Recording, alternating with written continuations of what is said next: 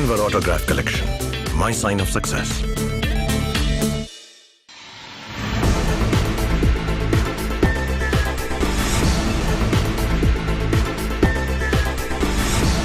नमस्कार, मैं हूं आपके साथ प्रीति और आप देख रहे हैं प्लस न्यूज।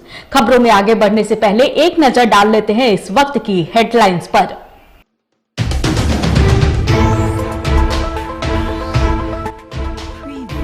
मंत्री तेज प्रताप यादव साइकिल से पहुंचे बिहार विधानसभा। भाजपा नेताओं को कहा ज्यादा बकबक ना करें।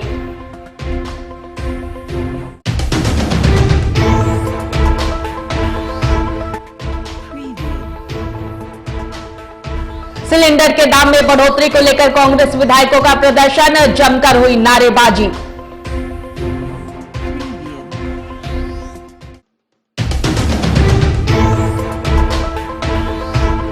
तमिलनाडु में बिहारी मजदूरों की पिटाई। भाजपा विधायक प्रमोद कुमार ने कहा नहीं हो रही है कार्रवाई।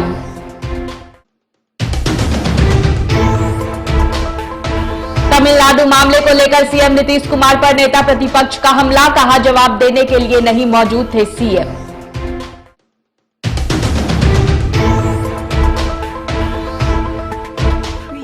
अब खबरें विस्तार से।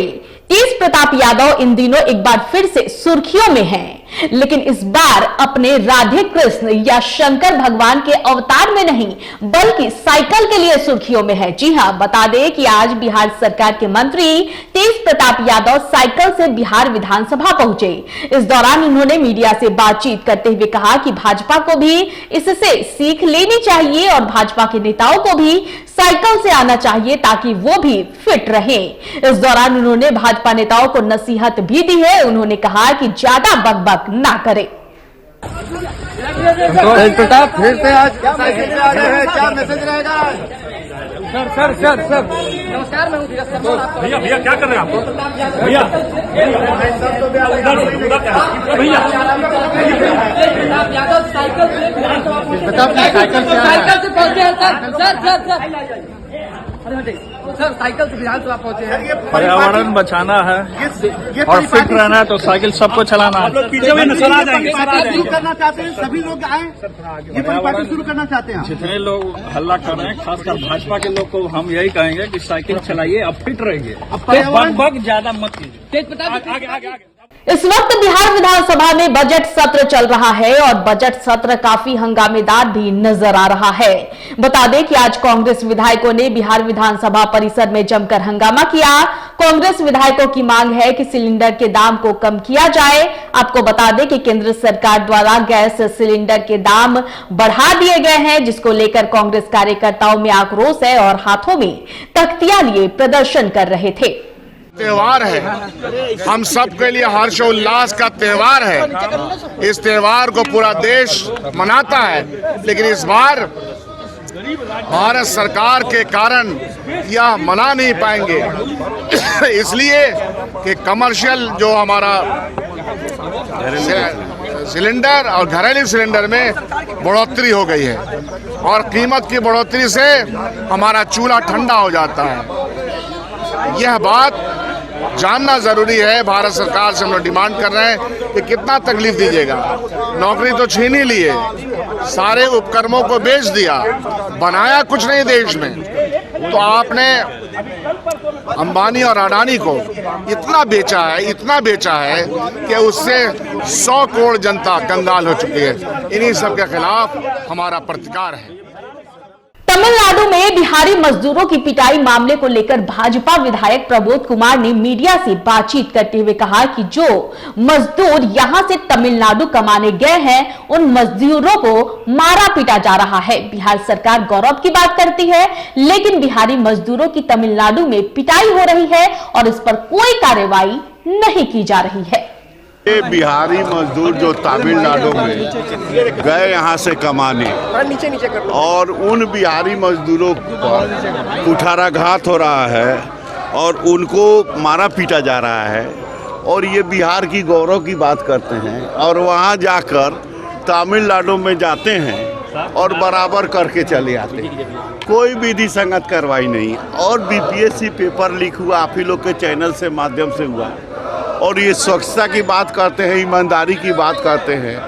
एक तरफ बिहार के मजदूरों का अपमान हुआ तमिलनाडु में, उसके प्रति कोई कार्रवाई नहीं किए। दूसरे तरफ जो नौजवान बीपीएससी के परीक्षा दे रहे हैं, उनका पेपर लीक होने के कारण जो मेधावी छात्र हैं उनके ऊपर कुठाराघात हुआ।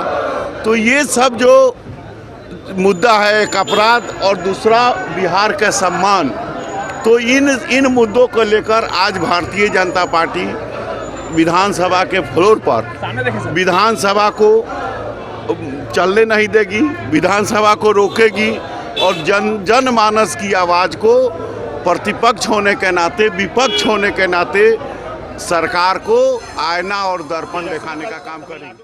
तमिलनाडु में बिहारियों पर हमला होने का मामला तूल पकड़ता जा रहा है। बता दें कि बजट सत्र के दौरान नेता प्रतिपक्ष विजय कुमार सिन्हा ने बिहार विधानसभा परिसर में मीडिया से बातचीत करते हुए कहा कि तमिलनाडु में बिहारी मजदूरों को पीटा जा रहा है, उनकी हत्या की जा रही है और आज सदन में मुख्यमंत्री और उप मुख्यमंत्री भी जवाब देने के लिए उपस्थित नहीं हुए। आज तमिलनाडु के अंदर हमारे बिहार के बेटा की जिस तरह से बर्बरतापूर्ण ढंग से उनको पीटा गया, उनकी हत्या हुई है, जो अपुष्ट सूचना है कि दर्जन भर से ज्यादा लोग की मृत्यु हुई है और सरकार इस पर मौन है। मुख्यमंत्री, उप मुख्यमंत्री सदन के अंदर भी नहीं आए, संसदीय कार्य मंत्री भी नहीं, कोई जवाब देने के लिए तैयार नहीं है। आसन पर बैठे अध्यक्ष से जब आग्रह कर रहे हैं, वो सदन को बिना ऑर्डर में लिए जबरदस्ती सदन चलाने का नाटक कर रहे हैं, लोकतंत्र की हत्या कर रहे हैं। ये गंभीर विषय पर चर्चा होनी चाहिए। आज बिहार के अंदर पेपर लीक का मामला हो या शिक्षक अभ्यर्थी का मामला हो, हमारे बेरोजगार नौजवानों की मामला हो, किसी विषय पर कार्य स्थगन भी दिया गया। क्या आज बेरोजगारी के कारण हमारे लोग पलायन कर रहे हैं और बाहर जाकर के अपनी जान को गंवा रहे हैं? 33 वर्ष से बड़े भाई छोटे भाई मिलकर के आपकी ऐसी नीति कोई क्यों नहीं बनी जिससे इस तरह से हमारे बिहार का बेटा का अपमान और हत्या नहीं होता? आज राज्य में 78 लाख स्नातक बेरोजगार है, इंटर और मैट्रिक के 2,98,00,000 बेरोजगार बैठे हैं। बीपीएससी में 49,000, बीटीएससी में 12,000, बीएसएससी में। बिहार विधानसभा परिसर में माले विधायकों ने जमकर हंगामा किया। मौके पर हाथों में तख्तियां लेकर जमकर नारेबाजी की गई। इस दौरान तख्तियों पर लिखा था, धमकी की भाषा बोलने वाले भाजपा नेता संजय सरावगी पर कार्रवाई करनी होगी। वहीं प्रदर्शन के दौरान माले विधायक महबूब आलम ने भी भाजपा विधायक संजय सरावगी पर कार्रवाई करने की मांग की है। को नष्ट करना बंद करो, बंद करो, बंद करो। लोकतंत्र पर हमला नहीं सहेंगे, नहीं सहेंगे, नहीं सहेंगे। जिंदाबाद, जिंदाबाद। बांग्लादेशी होने हुए मैं मुसलमान हूँ इसलिए मुझ पर टारगेट कर रहा हूँ। उसका तो एक ही मुद्दा है कि जो मुसलमान है उसको टारगेट करो। मेरा बाप दादा, मेरा परपुरुष हिंदुस्तान की सरजमीन में पैदा हुआ। वो सरावगी कहाँ से आता है? राजस्थान से आता है कि सिंध से आता है? अब उसके सर्टिफिकेट की जरूरत हो गई है। बिहार विधानसभा के बजट सत्र चल रहा है। वहीं बिहार के जनप्रतिनिधि केंद्र की मोदी सरकार और बिहार की महागठबंधन की सरकार के खिलाफ में 16 मार्च को राजभवन मार्च के साथ विधानसभा का घेराव भी करेंगे। बिहार के विभिन्न पंचायतों के मुखिया जनप्रतिनिधि ने आवश्यक बैठक की। वहीं बैठक में केंद्र की मोदी सरकार के द्वारा मनरेगा की राशि की कटौती, केंद्रीय मंत्री गिरिराज सिंह के द्वारा मनरेगा को लेकर दिए गए बयान और बिहार की महागठबंधन सरकार के पंचायती राज विभाग के अधिकारियों की मनमानी के खिलाफ सड़क से सदन तक की लड़ाई लड़ने का काम करेंगे। बैठक मुख्य रूप से केंद्र सरकार के द्वारा मनरेगा में और केंद्रीय जो हम लोग के पंचायती राज और ग्रामीण विकास मंत्री हैं उनके द्वारा हाल फिलहाल में 3 दिन पहले एक बयान दिया गया था कि हम मनरेगा को जिस प्रकार का उनका बयान था उस बयान की हम लोग निंदा करते हैं और भर्त्सना करते हैं। चूंकि मनरेगा एक मजदूरों का बिहार में खासकर जो पलायन रोकने का सबसे महत्वपूर्ण साधन था, उस मजदूरों के साथ जो नाइंसाफी सरकार की साजिश है, उसमें हम लोगों का मांग है कि केंद्रीय मंत्री कहाँ है। आज पूरे बिहार में खासकर मनरेगा को अगर आप बंद कर दीजिएगा, अब बंद करने के 1 साल हो गया, मनरेगा आज पूरी तरह बाधित है, जिसके कारण पूरे हर पंचायत में मजदूर आज बेरोजगार हो चुके हैं और पलायन करने पर मजबूर हैं। तो ग्राम पंचायत में हम पंचायत प्रतिनिधि हैं, हमसे लोग रोजगार मांगते हैं, महिलाएं मांगती है, पुरुष मांगते हैं कि हमें रोजगार चाहिए, मनरेगा से मजदूरी चाहिए, लेकिन हम सक्षम नहीं है मजदूरी देने में, रोजगार देने में।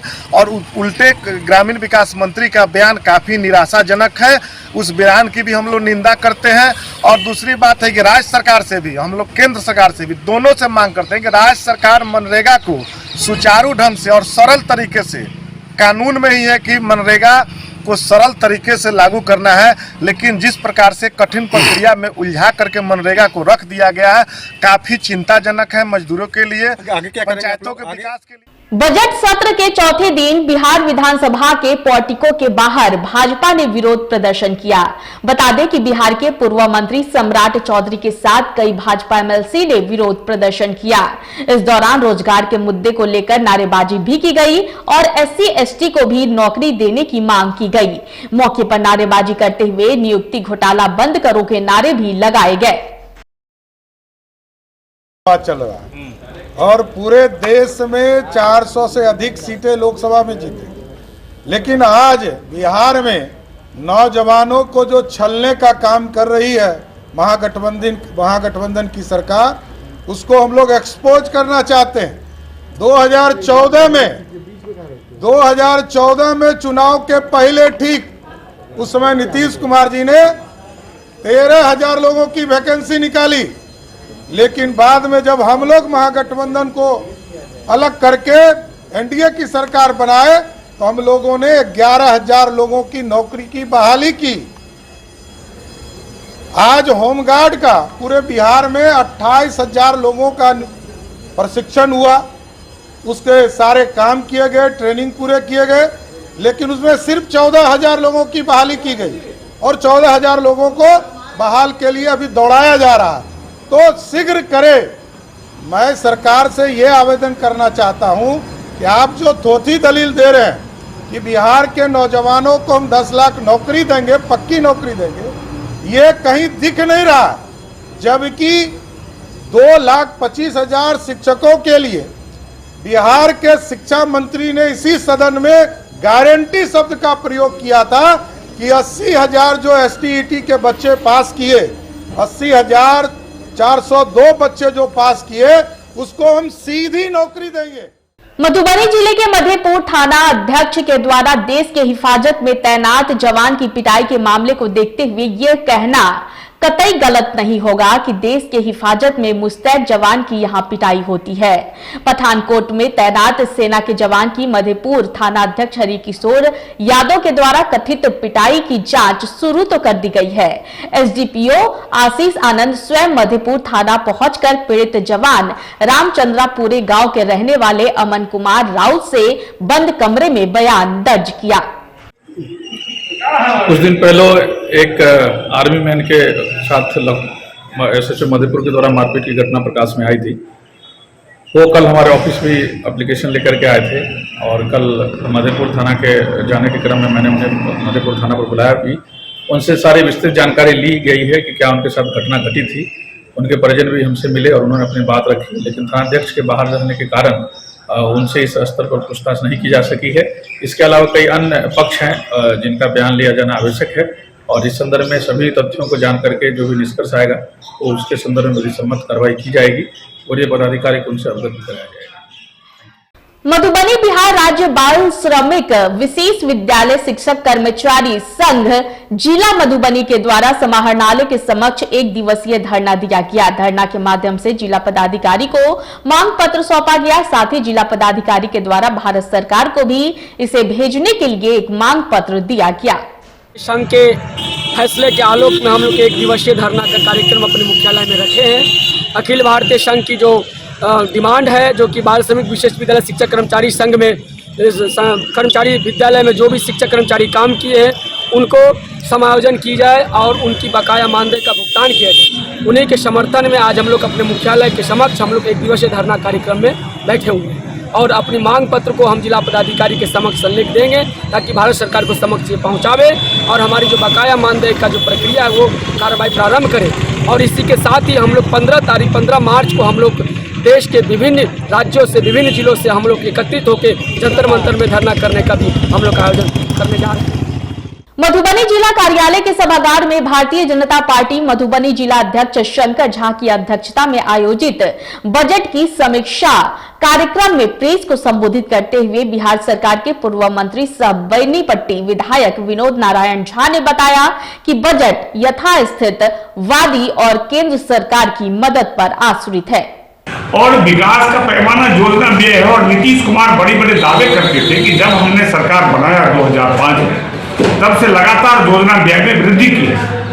सुशील मोदी जी बिहार के वित्त मंत्री हुआ करते थे। 2000 करोड़ के योजना व्यय से ये सरकार शुरू हुई थी 2006 में और हर साल बढ़ते बढ़ते 1 लाख करोड़ तक आ गया था। लेकिन ये पहली बार है जब 1 पैसे की बढ़ोतरी योजना व्यय में नहीं हुई है। इस बार का बजट 2,61,000 करोड़ का है। इसमें से 1,61,000 करोड़ स्थापना व्यय है जिसको हम रेवेन्यू बजट कहते हैं। तो कैपिटल एक्सपेंडिचर बढ़ा नहीं और रेवेन्यू एक्सपेंडिचर बढ़ गया, ये बोझ है।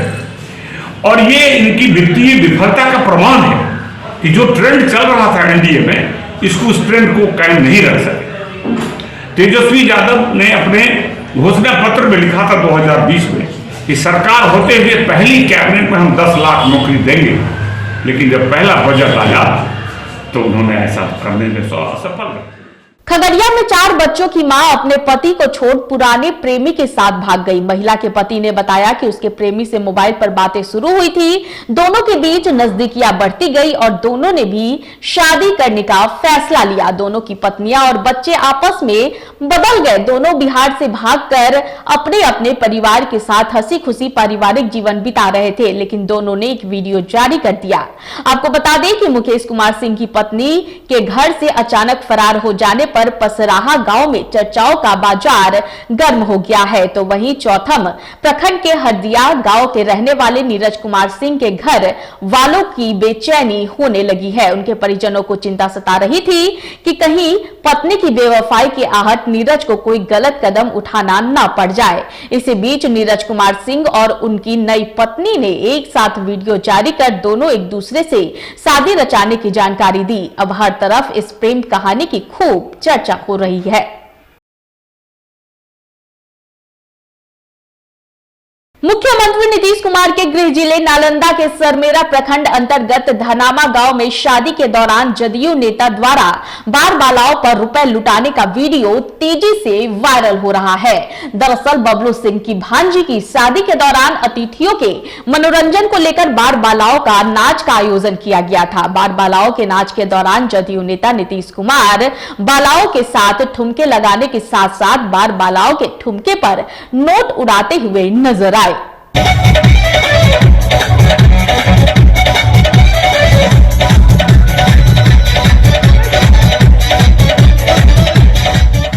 इस वक्त की बुलेटिन में फिलहाल इतना ही। मुझे दीजिए इजाजत, लेकिन देखते रहें प्लस न्यूज। नमस्कार।